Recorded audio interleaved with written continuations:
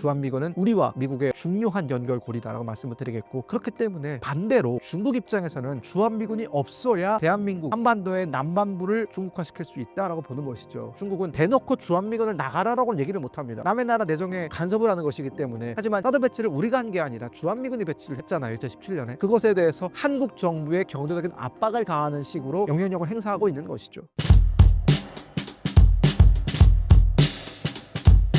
김정은의 악수 요청에 북한군이 호응하지 않은 것을 어떻게 보시나요? 저도 봤는데 실수일 겁니다. 그게 사진이기 때문에. 이게 영상으로 보면 좀 다르게 보일 것 같은데, 사진은 그 찰나의 순간을 담지 않습니까? 하지만 영상을 보면은 그 뒤에 아마 다른 행동이 있었을 겁니다. 상상할 수 없는 일이고요, 일단 북한에서는. 그리고 만약 실수가 아니라 고의로 그랬다, 그러면 아마 그 사람은 본인뿐만 아니라 가족의 가족까지도 아마 정치범 수용소로 갈 수 있는 일이기 때문에 실수라고 얘기하죠, 그 사람의 안위를 위해서. 네.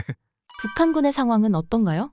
북한군은 세대 교체가 생각보다 잘 되어 있습니다. 리영길 이런 사람들을 김정은 집권 초창기 때 총참모장이었어요. 북한군 총참모장이었던 리영길을 숙청하고, 그 뒤에도 꽤 많은 북한 군부의 최고위직들을 숙청했거든요. 그런 숙청 과정을 통해서 물갈이를 진행을 했고, 김정은이 현재 북한 군부에 대한 어떤 그 장악력이라든가 우리가 흔히 그립감이라고 표현하지 않습니까? 그 그립감은 그 어느 때보다 높다라고 볼 수 있습니다.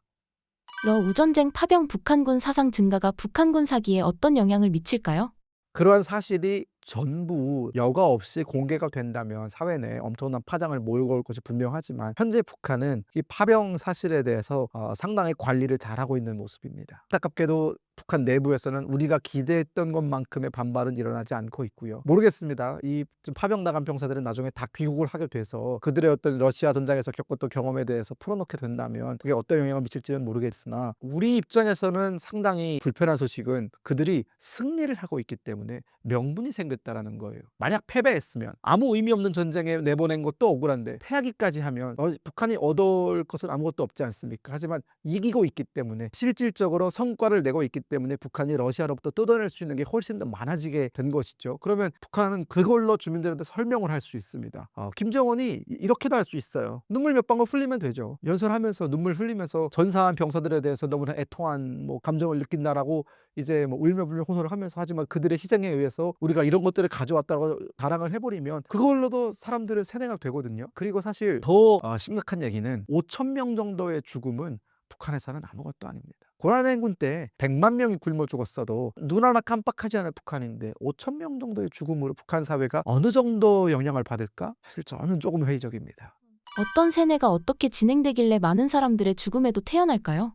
세뇌라는 건 결국은 그 김씨가 혹은 김씨 체제에 대해서 100% 신념으로 믿는다라는 것이 아니라, 내가 이들한테 해가 되는 말을 했을 때 혹은 반대되는 말을 했을 때 나는 무조건 죽는다에 대한 그 공포 마케팅인 겁니다. 즉 여지가 없다라는 거죠. 반대되는 움직임을 가져가거나 혹은 김씨 정권이 하지 말라라는 것을 했을 때 나는 반드시 피해를 입는다라는 것. 북한은 처벌에 대해서 매우 가혹할 정도로 수위를 높여놨는데, 그렇게 한 이유가 사람들을 결국은 그 공포심에 사로잡히게 만드는 것이죠. 결국은 5천 명이 죽었다고 했을 때 얼마나 이게 통탄할 일입니까? 그럼 그것에 대해서 의문을 제기할 수 있죠. 정상적인 사회라면 의문이 문제겠습니까? 들고 일어나야 되는 게 문제죠. 하지만 북한 사람들은 내가 만약 이것에 대해서 불만을 얘기했을 때 나는 100%의 확률로 죽을 것이다 라는 믿음이 있기 때문에 아무런 소요가 일어나지 않는 겁니다. 즉 충성심이 아니라 공포 때문에 그렇습니다. 북한군이 돌아왔을 때 특별한 대우를 해준다는 보도가 사실인가요? 보통 아마 입당 원서일 겁니다. 네, 조선노동당에 입당시켜준다는 것인데, 아마 파병된 병사들이 몸이 성한 채로 돌아온다면 그들은 꽤 많은 혜택을 받을 겁니다. 혜택을 줄 수밖에 없는 것이, 그들한테 혜택을 주지 않았다가는 그들이 아마 분노의 1순위가 되겠죠. 그러니까 그들한테 대우를 잘 해줘야 다른 얘기가 안 나오는 거죠. 만약 대우를 잘 해주지 않는다면 다양한 방식으로 불만을 표출할 겁니다, 그들은. 그리고 아마 입당 같은 경우에도 어려운 일이 아니에요, 사실. 하지만 그것을 바라고 나갔던 사람들 입장에서는 돌아왔는데 입당을 시켜주면 은혜를 입었다라고 생각을 하겠죠. 네, 우리 입장에서는 아무것도 아닌 것이지만 그들 입장에서는 신분 상승을 할 수 있는 또 다른 기회가 주어진 것이기 때문에 러시아 병사들보다 더 강한 의지로 싸우고 있는 것이다라고 볼 수 있습니다. 북한 체제에 문제가 생겼을 때 러시아가 개입할 가능성이 있을까요? 가능성이 없지는 않은데요. 중국과 충돌할 겁니다. 그러니까 북한의 급변 사태가 일어났을 때 가장 민감하게 반응할 두 나라는 대한민국과 중국이거든요. 우리 입장에서는 절호의 기회고요. 중국 입장에서는 위험한 일입니다. 그렇기 때문에 중국은 본인들의 변방을 보호한다라는 목적으로 아마 중국인민 해방군을 평화 유지 혹은 뭐 치안 유지의 목적으로 파병할 가능성이 높은데, 여기에 러시아군까지 들어오면 아마 러시아군과 중국군 사이에 충돌이 발생할 수도 있습니다. 북한 한반도 북부에 대한 영향권을 누가 가져가느냐는 상당히 중요한 일이거든요. 그리고 러시아는 그런 충돌을 감수하면서까지 중국과 척을 지려고 하지 않을 겁니다. 따라서 러시아가 개입하는 일은 없을 거다라고 봅니다, 저는. 한반도가 지리적으로 중요한 이유는 무엇일까요? 중국 입장에서는 태평양으로 나가는 진출 길목에 있는 게 바로 한반도입니다. 지금 중국이 남중국해를 그렇게 뚫으려고 하는 이유가 태평양으로의 진출로를 확보하기 위해서거든요. 인도양과 태평양을 동시에 장악하기 위해서 남중국해가 필요한 건 아니겠습니까? 마찬가지로 중국이 태평양으로 나오기 위해서는 지금 현재 대만과 한반도와 그 뒤에 일본이 버티고 있죠. 그러니까 마음 편히 못 나오는 거예요. 태평양으로 나와가지고 전 세계를 휘젓고 다니고 싶은데, 전 세계의 어떤 해양 패권을 차지하고 싶은데, 그러려면은 한반도를 둘러싸인 이 바레만 일대라든가 혹은 이 제주도 일대라든가 혹은 그 밑으로 내려오면은 대만이 있고요. 즉 중국을 억제하는 너무 많은 수단들이 있고, 그중에 한반도가 길쭉하게 중국을 지금 막고 있으니 중국 입장에서는 본인들의 어떤 해양 패권을 차지하기 위해서라도 한반도를 친중국화 만드는 게 중요하겠고, 둘째는 현존하는 위협이죠. 중국 입장에서는 현재 주한미군 약 2만 명 정도가 있는데, 그게 뭐 중국과 직접적으로 국경을 맞대고 있지는 않지만 베이징에 가장 가깝게 있는 미군이거든요. 주한미군은 사실 베이징까지 언제든지 미사일을 날릴 수도 있고 중국의 심장부를 겨냥하고 있습니다. 불편하겠죠, 상당히. 그리고 나중에 통일이 된다면 북한 지역을 우리가 수복하고 주한미군이 만약 압록강까지 진출을 하면 중국 입장에서는 아주 눈이 뒤집어질 일이죠. 네. 주한미군을 둘러싼 중국과 미국, 한국의 이해관계는 어떻게 보시나요? 트럼프 정부가 주한미군을 제발 상업적인 용도로 사용하지 않았으면 좋겠다라는 바람이 일단 첫 번째로 있고요. 그리고 우리나라에 어떤 성격의 정부가 들어오든지 간에 주한미군 유지에 대해서는 공통된 입장을 가졌으면 좋겠다. 그러니까 두 번째 입장입니다. 진보 정부 또는 보수 정부, 뭐 앞으로 대선에서 누가 들어올지 모르겠지만 주한미군 문제, 즉 안보 문제만큼 제발 공통된 입장을 가져달라라는 것이고, 지금 트럼프 대통령 입장에서는 이 주한미군을 상업적인 카드로 활용할 의도가 있거든요. 그 부분은 무엇이든지 다 상업적으로 활용할 수 있는 분입니다. 만약 그렇게 됐을 때 우리가 여기에 상업적인 마인드로 함께 움직인다면 정말 주한미군은 철수될 수도 있습니다. 근데 주한미군이 사라지게 되면은 물론 대한민국의 60만 장병, 물론 60만 무너졌지만 대한민국의 국군은 충분히 강합니다. 하지만 미국이 있고 없고는 큰 차이가 있어요. 즉 뭐냐, 한반도에서 전쟁이 발생했을 때 미군이 개입하느냐 안 하느냐 여부는 주한미군이 있을 때 없을 때 정말 크게 차이 나거든요. 주한미군이 없다면, 즉 미국의 실질적인 피해가 발생하지 않는다면 미국은 개입하지 않을 수도 있습니다. 한미상호 방위 조약을 맺었기 때문에 주한미군이 없어도 미국은 개입해야 되는 의무 조항이 있는 건 아니냐라고 하는데, 여러분 한번 생각해 봅시다. 의무 조항이라는 거는 이 페이퍼에 불과한 겁니다. 하지만 실제 미군을 투입하고 말고는 수만 명의 목숨이 달려있는 것이기 때문에 이 정도 페이퍼는 그냥 쉽게 찢을 수 있는 거예요. 그래서 주한미군의 존재 여부는 미국을 집요하게 한반도에 붙잡아두는 역할을 할 뿐만 아니라 전쟁을 억지시켜주는 역할도 동시에 수행하고 있습니다. 우리가 전후 한국전쟁이 끝난 뒤에 수십 년 동안 평화를 유지할 수 있었던 가장 큰 배경에는 주한미군이 있었다. 그렇기 때문에 주한미군은 우리와 미국의 어떤 중요한 연결고리다라고 말씀을 드리겠고, 그렇기 때문에 반대로 중국 입장에서는 저 주한미군이 없어야 대한민국 한반도의 남반부를 중국화시킬 수 있다라고 보는 것이죠. 중국은 대놓고 주한미군을 나가라라고는 얘기를 못합니다. 남의 나라 내정에 간섭을 하는 것이기 때문에. 하지만 사드 배치를 우리가 한 게 아니라 주한미군이 배치를 했잖아요, 2017년에. 그것에 대해서 한국 정부의 경제적인 압박을 가하는 식으로 영향력을 행사하고 있는 것이죠. 푸틴이 전승절에 김정은 위원장을 초대할 가능성은 어떻게 보시나요? 내기 하나 할까요? 100% 초대합니다. 얼마 전에 쇼이구가 평양으로 날아간 것은 김정은을 5월에 있을 전승 80주년일 겁니다. 아마 제 기억이 맞다면 80주년이면 상당히 큰 행사지 않습니까? 그런 행사에 초대하고 싶어서 다시 북중로의 그 삼각관계를 만드는 것도 의미가 있거든요. 그런 차원에서 김정은이 안 갈 이유가 없다. 그리고 특히나 5월이면은 쿠르스크가 완전히 러시아의 손에 들어갈 수 있습니다. 그러면 김정은은 개선 장군처럼 갈 겁니다. 봐라, 내 도움으로 인해서 북한군 병사들이 잘 싸웠기 때문에 쿠르스크를 되찾았다. 전승절에 쿠르스크에서의 그 전승을 기념한다는 의미가 있기 때문에 안 갈 이유가 없습니다. 무조건 갑니다. 다만 한 가지 변수가 있다면 가기 전에 알아놓을 수도 있어요. 그게 뭐 김정은의 건강 상태에 문제가 없다면 가는 겁니다. 북중 러 관계가 돈독해지면 한국은 어떻게 될까요?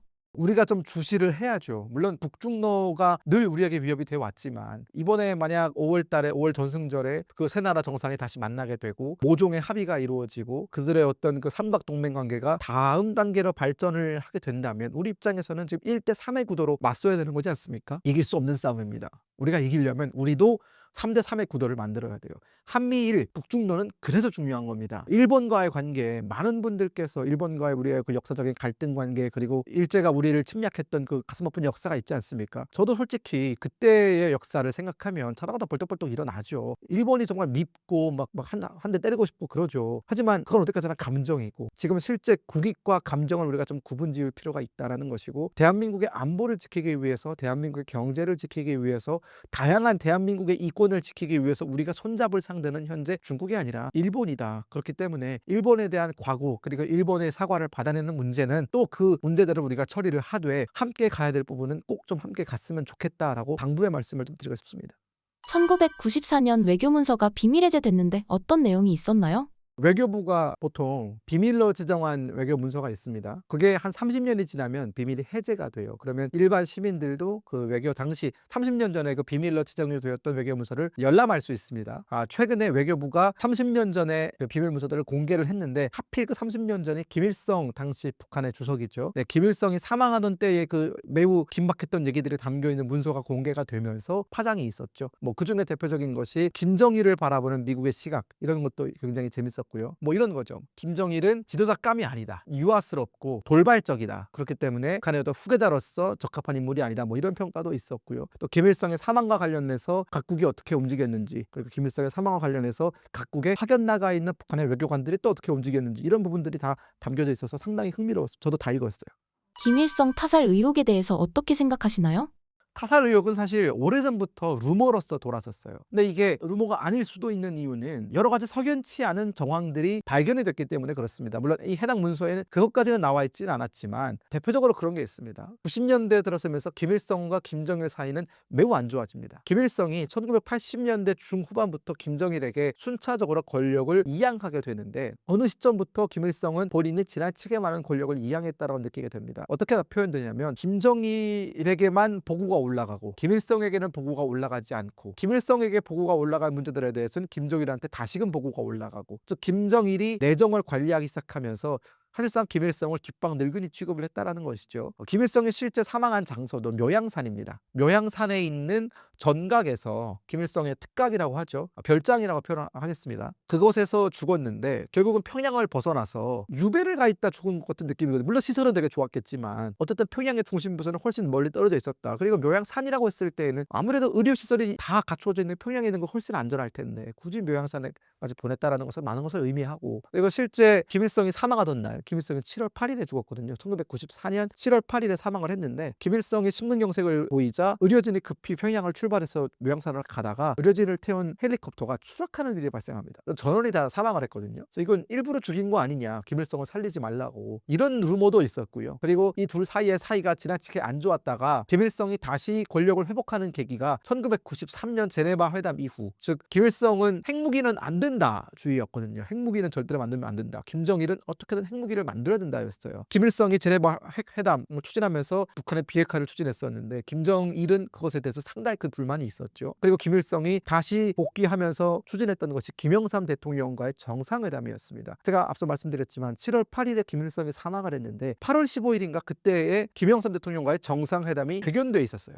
정상회담을 얼마 안 남기지 않고 죽었다라는 것은, 만약 정상회담이 성공적으로 진행됐다면 김일성이 북한에서 다시금 떠오르는 거 아니겠습니까? 그럼 김정일은 지금까지 자신이 야금야금 빼앗았던 권력을 한 번에 다 넘겨줘야 되는 상황일 수도 있어요. 그런 상황을 거부한 김정일이 김일성을 타살했을 수는 있다, 개연성이 있다라는 거죠. 하지만 그게 사실이다라고 보기는 어렵습니다. 확인되지는 않았어요. 북한의 세대 간 세습 과정이 순탄하지만은 않은가요? 그렇죠. 이게 보통 김일성에서 김정일로 넘어가는 과정에서는 많은 피를 뿌렸어요. 왜냐하면 김정일에게는 김평일이라는 동생이 있고, 아버지 김일성은 김평일을 정말 좋아했거든요. 왜냐하면 김정일이 약간 히키코모리 기질이 있어요. 운둔형 정치인입니다. 밖에 나오는 걸 잘 좋아하지 않고, 영화 보는 거 좋아하고, 스포츠 이런 거 안 좋아하고, 굉장히 운둔형이고 외톨이형 지도자거든요. 그래서 김정일 시대 때 김정일의 육성이 공개된 게 그렇게 많지 않습니다. 본인의 외모의 컴플렉스도 가지고 있고, 키가 164 정도밖에 안 되거든요. 콤플렉스를 가지고 있고, 여성 편력은 더 심했고, 이러면서 방탕한 생활도 하고 이러면서 사실상 좀 불안한 모습을 많이 보였어요. 하지만 김평일은 지금 봐도 잘생겼어요. 키도 한 173, 4 정도로 북한 남성 치고는 상당히 큰 편이었고 풍채도 아버지 김일성을 닮아 있고 어렸을 때부터 외국을 돌아다니면서 외국어도 정말 잘합니다. 외교를 정말 잘해서 외국 지도자들과의 어떤 걸 면담할 때 보면은 리더로서의 풍모가 보이거든요. 그러다 보니까 김정일은 늘 김평일을 견제하면서 본인이 후계자가 되자마자 김평일을 체코로 내쫓습니다. 그런 어떤 과정이 있었고, 그리고 90년대에 아버지가 죽고 나서의 그 석연치 않은 일들도 있었고, 김정은으로 넘어오면서부터 사실 또 그 문제가 복잡했죠.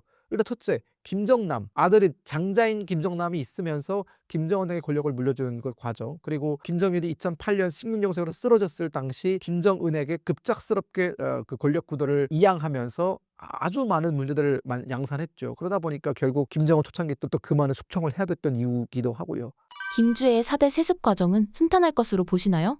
저는 이게 가장 큰 고비일 것 같다는 생각이 듭니다. 왜냐하면 지금까지 김씨 일가로 김씨 일가에서 김씨 일가로 권력이 넘어올 때는 그래도 김씨 남정네들이 권력을 잡았거든요. 근데 지금은 좀 다르지 않습니까? 김씨 여성이 권력을 잡아야 되는 상황인 것인데 지금까지 한 번도 여성이 최고 지도자의 자리에 올랐던 적은 없습니다. 북한에. 북한뿐만 아니라 전 세계 모든 공산주의 나라들 다 통틀어서 여성이 최고 지도자의 자리에 올랐던 나라는 없습니다. 그만큼 전인 미답의 길을 가고 있다. 그 말은 전인 미답의 길이라는 것은 결국은 많은 시행착오를 나올 수밖에 없습니다. 아무도 가보지 않은 길이기 때문에 혼자 가야 되기 때문에 문제가 양산될 수밖에 없고, 오히려 권력의 공백이 발생하면 그 틈을 놓치지 않고 밀고 들어오는 세력들이 분명히 존재하겠죠. 김여정도 당연히 그 중에 한 명일 테고 군부도 가만히 있진 않을 테고, 그렇기 때문에 김주애로 권력이 완전히 넘어가는 과정은 아마 북한 체제가 가장 무너질 수 있는 절호의 기회다라고 저는 보고 있습니다. 북한 영화 72시간의 제작 의도와 배경은 어떻게 보시나요?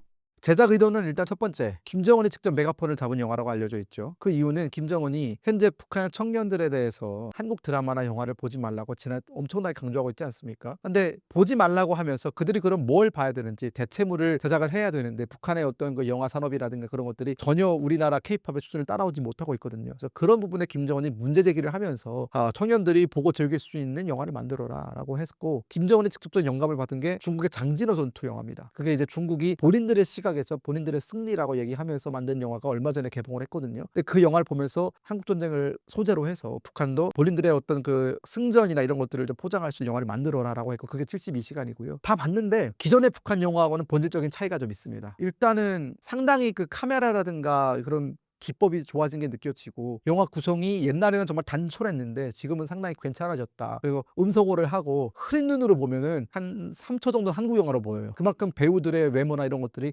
상당히 업그레이드가 많이 됐다. 그리고 북한의 과거 영화에서는 스킨십에 대해서 일절 묘사를 안 하거든요. 근데 이 영화는 한 시작 5분부터 스킨십이 나오는 걸 보고 상당히 많은 부분에서 북한이 다양한 것을 시도하고 있다라고 저는 느꼈습니다. 영화에서 김정은의 전쟁관도 엿볼 수 있는데 어떻게 보시나요? 김정은의 전쟁관보다 더 두드러졌던 건 6.25 전쟁을 바라보는 북한의 시각인 것이죠. 그러니까 72시간이라는 제목이 무슨 뭘 뜻하냐면 일단 기본적으로 한국 전쟁은 남한의 침략에 의해서 일어났다라고 북한이 그 영화에서 규정을 짓고 있습니다. 한국의 기습에 의해서 전쟁이 발발을 했는데 북한이 그 72시간 3일이지 않습니까? 그 3일 동안 한국의 공격을 잘 막아냈을 뿐더러 반격을 통해서 서울을 빼앗았다 라는 내용이 그 영화의 핵심이거든요. 굉장히 많은 역사적인 오류가 담겨 있는 영화고, 북한의 악의적인 선전이죠. 북한이 쳐들어왔지 우리가 쳐들어간 적은 없거든요. 북한의 기습 공격에 의해서 우리가 3일 만에 뺏긴 것이지, 말도 안 되는, 우리가 기습 공격을 했는데 그걸 막아내고 역으로 3일 만에 서울을 뺏었다라는 건, 이건 사실 전쟁사에 보기가 없는, 그런 미리 보기 없는 그런 일이거든요. 그렇기 때문에 북한의 왜곡된 시각이 잘 담겨져 있는 영화다라고 볼 수 있습니다. 72시간 제작 의도는 남침에 대한 정당성 부여로도 볼 수 있을까요? 그렇습니다. 그러면서 북한이 그때가 어떻게 보면 북한군의 전성기였거든요. 그 이후로 이제 쭉쭉 밀고 내려가 낙동강까지 밀고 내려갔지만 결국은 우리가 모두가 다 아는 인천 상륙작전에 의해서 전황이 뒤집히고, 그 다음부터는 그 정도의 어떤 성과를 내지는 못했거든요. 물론 서울을 한 번 더 빼앗긴 하지만 그건 중공군이 내려왔을 때 이제 북한군은 거기에 개입을 못했거든요. 그렇기 때문에 북한 입장에서는 본인들의 자랑스러운 역사에 대해서 조금 더 과장해서 사람들한테 애국심을 불어넣어 주는 것이죠. 장진의 전투와 똑같다고 보시면 됩니다. 중국의 청년들한테, 그 중국의 2030들한테 항상 애국심 마케팅을 가장 중요하게 생각하거든요. 그 소재로 자주 가져오는 게 한국전쟁이었어요. 왜냐하면 중국은 미국과 싸워봤고 이겼다라는 걸 강조하려고 한국전쟁을 계속 끌어오고 있거든요. 아마 김정은도 거기에 영향을 받았을 거라고 봅니다. 이런 영화를 제작하고 홍보하는 것이 인민들에게 어떤 영향을 미칠까요? 제가 좀 반응을 좀 봤는데 의외로 재밌다라는 반응이 많았어요. 솔직히 말씀드리면 북한 주민들은 이런 형태의 영화를 본 적이 없거든요. 그러니까 북한 영화 산업 전체적인 발전의 역사에서 아주 상당히 중요한 자리를 차지하는 영화다라는 것이고, 영화의 길이라든가 영화의 완성도라든가 그 영화에 출연했던 배우들이 북한에서 스타가 됐다고 해요. 그만큼 북한 주민들한테도 꽤 상당히 소구력이 있었던 영화였다. 그러니까 우리 입장에서는 상당히 기분 나쁜 영화죠. 거짓말이고, 일단 기본적으로 거짓말이고 완전히 역사를 왜곡하는 건데, 북한 입장에서만 본다면은 북한이 의도했던 소기의 성과는 거뒀다라는 것이죠. 하지만 청년 학생들, 북한의 청년들한테는 여전히 그들의 수준에 미치지 못한다라는 것이죠. 그렇다면 이런 영화가 잘못된 역사관, 인식을 심어줄 수 있겠네요? 근데 사실 그 영화뿐만이 아니라 북한 사람들은 대부분 한국이 전쟁을 먼저 일으켰다고 생각을 해요. 저도 그렇게 생각을 했었고, 탈북민들도 초창기에는 한국이 전쟁 먼저 일으킨 거 아니냐라고 생각을 할 정도로 북한이 그것에 대한 세뇌는 정말 잘 되어 있고, 사실 그건 우리나라에도 있어요. 우리나라가 먼저 전쟁을 일으켰다고 주장하시는 분들이 꽤 있어요. 우리나라에도. 그만큼 북한의 어떤 그 선전선동이 집요하다라고 볼 수 있죠. 구독자 여러분께 한마디 부탁드립니다. 네, 이제 좀 시국이 어려운데, 시국이 어려울수록 각자가 중심을 잘 잡고 각자의 위치에서 또 열심히 살다 보면 다시 만날 날이 올 거라고 기대합니다.